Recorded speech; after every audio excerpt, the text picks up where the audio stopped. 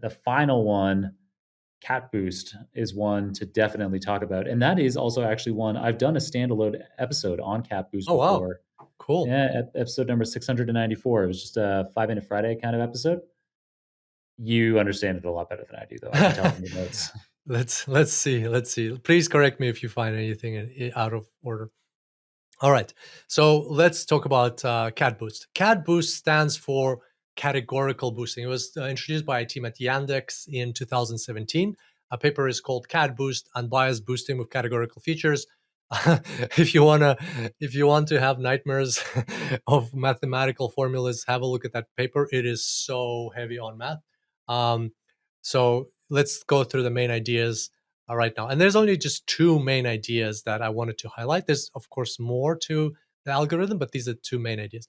Um, and categorical boosting, the reason the name categorical boosting is that it deals very well with categorical features. So if you have features, columns in your data set that are categorical, it handles them automatically. A quick note is that LightGBM also handles categorical. So XGBoost doesn't handle them automatically. You need to do one hot encoding.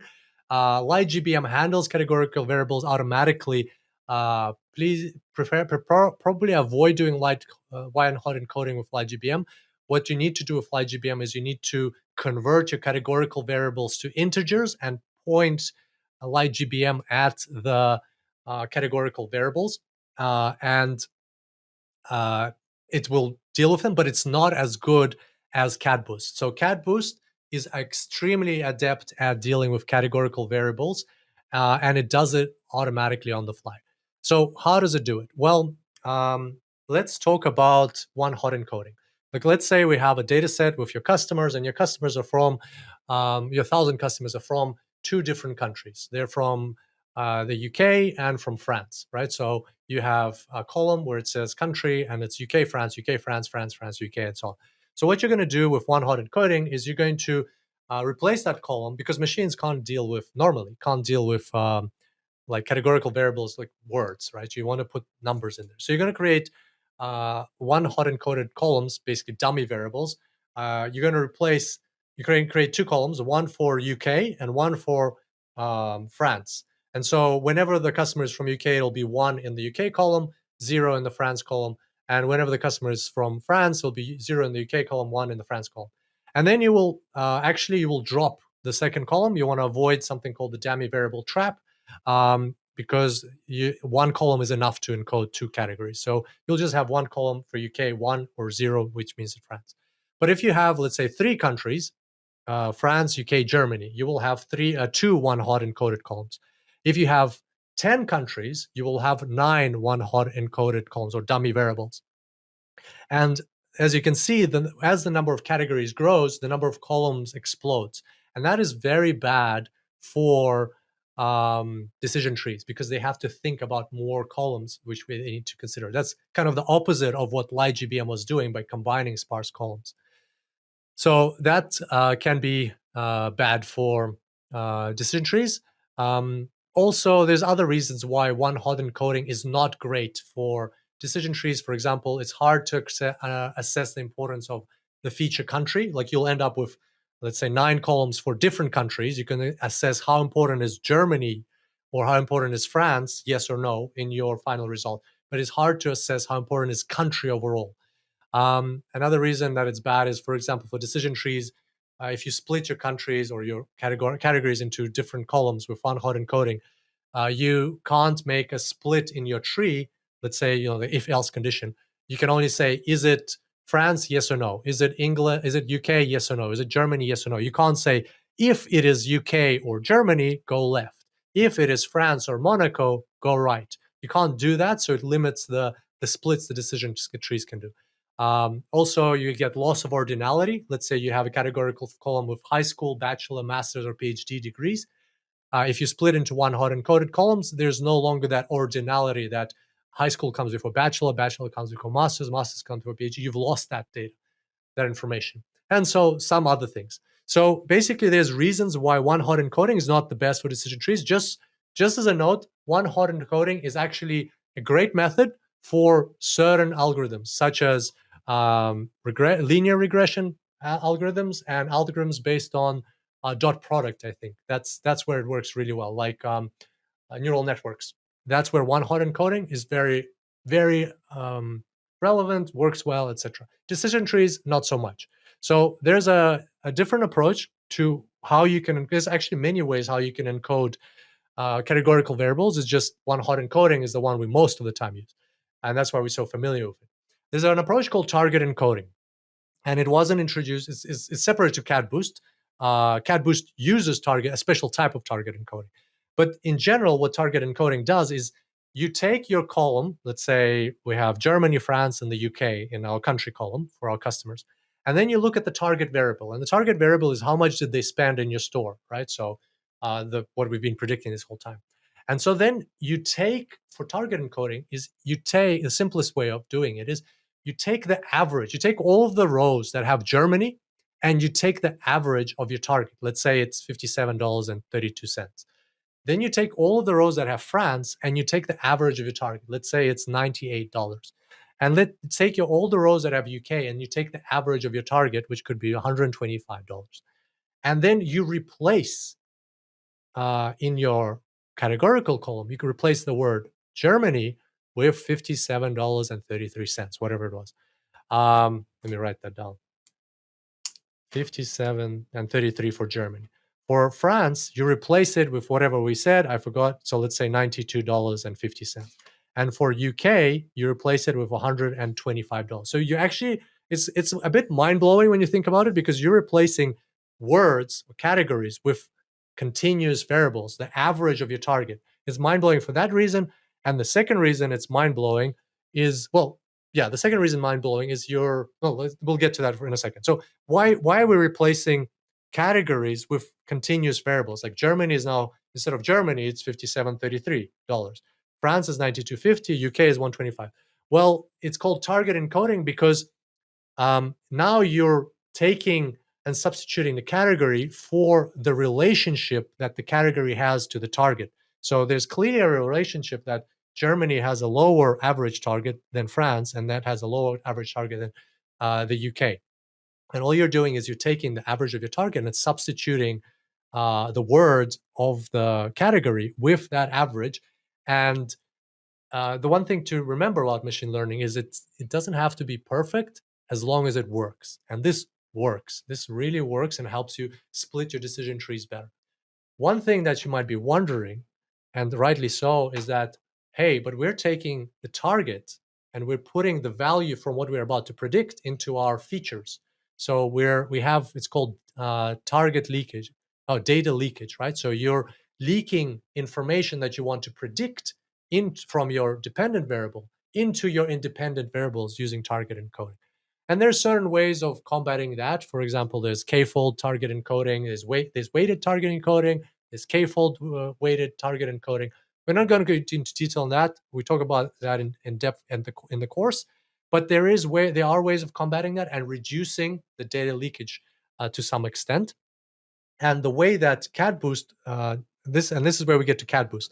The way that CatBoost deals with this problem of data leakage is it looks at one of two things. If your data has a timestamp column, like basically a column that says in which order these observations were recorded, then it will use that. It will order your data based on the timestamp column or based on the time data, whatever you have, and from the earliest to the latest. And so basically, what it will always do is it will take a row, for example, let's say row number 50 is France. So it will take the average of all of the rows that had France before it. So from row 1 to row 49, it'll look at all of the rows that have France, and it will take the average of the target for those 49 rows and put it as a target encoding for France in row 50. And then it'll go to row 51, and let's say it says Germany. So for that Germany, for row 51, it will look at all of the rows between row 1 and row 50 that had Germany as the category. It'll look at the average of the target, and it'll use that average as a target encoding in row 51. So you're never looking at the value of the actual target of the row you're encoding. You're always looking at the rows that came earlier, and you're not leaking data because those rows actually came earlier in real life. Those things, there's a cause and effect. They happened earlier, so you're fine. You're allowed to look at that data in your target encoding. So that's the simplest option. Second option is if your data does not have a timestamp column or does not have some order in which the columns came. What um, CatBoost will do is it will shuffle your rows randomly, and it will do the same thing. It'll basically pretend that there is a timestamp column, and it will go down and it will look at the previous rows and use the target encoding, or the average as a target encoding for this row, and the average will be calculated on all the previous rows. It's a bit more complex than that. We won't go into detail on that. There's like permutations. There's 4 permutations, so it shuffles your data 4 times, and then it uses these permutations, 3 of them in one way, the other one in a separate way. So we won't go into detail on that, but the point is, it uses something called ordered target encoding, and it replaces a categorical variable with that. There still potentially can be data leakage to some extent with any kind of target encoding, especially if you're shuffling and rather than using a data column, data timestamp column. But again, the big takeaway for me anyway from all of these gradient boosting methods was that, and their optimization techniques, is that it doesn't matter if it's not perfect.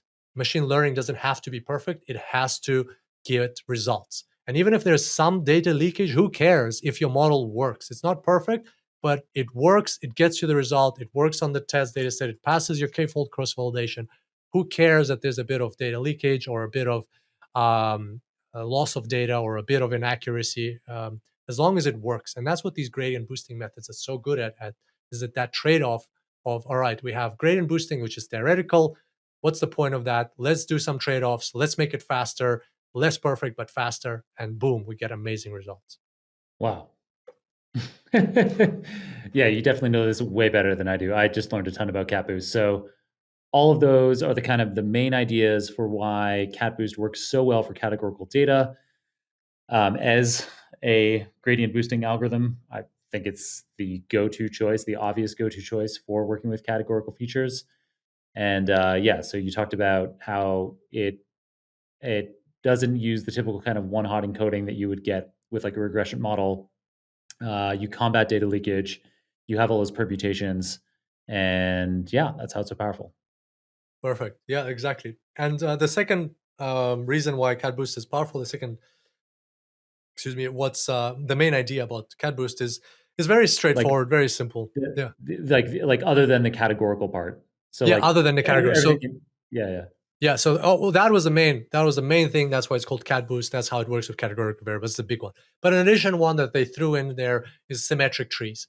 You can use symmetric trees, like you can build your own algorithm, gradient boosting to symmetric trees. They decided to use symmetric trees because they're faster. So just imagine a normal tree, as we discussed. You have a split at the top, then it goes down one way, so you can split at salary at $47,000, for example. Then you go left, you split by age at I don't know 25 or 45 years old, whatever it is, like the decision tree decided. But if you go right from the salary, you'll be splitting by do they have a loyalty membership, and then you go further down. So the tree like spreads, and the branches are independent. They do whatever they want, kind of thing. Whereas that's a traditional tree. With a symmetric tree, every time you split, you the splits will then make like the branches will make further splits on the same variable on the same condition. So imagine at the top you have is this person earning more less than $45,000? Okay, so if it's a yes, then you go left, and the next condition you'll find on the left is, for example, is this person younger than 25 years old? Well, if you were going to go right from the original one about the salary, if you're going to go right, well, the split on the right is going to be exactly the same. It's going to be, is their age less than 25? Now, from the age is less 25, you'll get 2 splits on each side. So you'll have 4 leaves after that, right? And there, the splits, let's say, do they have a loyalty program? Yes or no. Each one of them will be a yes or no loyalty program. And then from there, you'll have 8 splits the next time. So you'll double again. But again, let's say you're using a different variable now. Let's say you have a variable on I don't know, let's say we've done age, salary, the distance to your, or how much time they spend on your online store, right? So Now it's going to be, have they spent less than 50 hours in the past, no, 55 hours in the past month on the 15 minutes on the online store in the past month. Well, all 8 will have exactly the same condition. So you're building the decision tree in a way that every next level across, horizontally across the tree, is the same exact condition. And why is that good? Well, that makes, of course, the tree becomes weaker because of that. It's a weaker learner than a traditional decision tree because it has less flexibility. But guess what? In ensemble methods, we prefer weak learners. So it's actually not a bad thing that it becomes weaker. And the second thing, uh, which is the main benefit, is that it becomes much faster during inference, not during training. You still have to build the tree during training, but during inference, it becomes much faster. And the way to think about it is, now that you have, let's say you have 4 levels. So at the beginning, you have a question about salary. The second question is about age. The third question is about loyalty program, right? And the fourth question is about, on the fourth level, is about how much time they spend, less than 15 minutes on your website or not. So time on the website. So now, because all of the levels are the same, you can take, let's say a new customer comes to your store, you can take those exact variables, salary, age, loyalty program, yes or no, and time on the website, you put them into one vector. And so it's a vector where they've got their salary, however much they're making, their age, whatever it is, if they're loyalty, yes or no, 1 or 0, and how much time they spend on the website. And now you can just, instead of going down through this decision tree and every time deciding what yes or no, yes or no, yes or no, so like making all these comparisons, you have to make one comparison. You take the vector that you've built for this customer and you compare it to the vector of conditions. So the vector of conditions will be the salary that you're splitting on, let's say $47,000, the age, let's say 25 years old, do they have a loyalty program? That'll be a 1 for a yes, and the amount of minutes, let's say 15 minutes. So you'll have a vector of conditions. You just have to compare the original vector to the vector of conditions, and you will get a vector of ones and zeros. Where did the condition, was it correct? Was it not correct? Because all of the splits on all the levels on each level are the same, whichever way you go. There is no difference in the split. So you just need to do this correct check once. And is your vector for this customer, then you do the mathematical operation less than the vector that you are looking at, the vector of conditions. And then you'll get a result. It's like 1010, for example. And then from there, you'll know that the answer for that customer is $76.40, right? So it speeds up inference, meaning that instead of doing before, with a traditional tree, you will have to do up to X comparisons, where X is the maximum depth of your tree. With this one, with CatBoost, with symmetric trees, you just have to do one comparison. You just compare one vector to another. And that's it. And then you get your result very quickly. So if you have an application where your speed at inference is important, whether it's like real-time analytics or I don't know, some gaming application or something that has to happen fast in inference, then you might consider using symmetric trees or specifically CatBoost.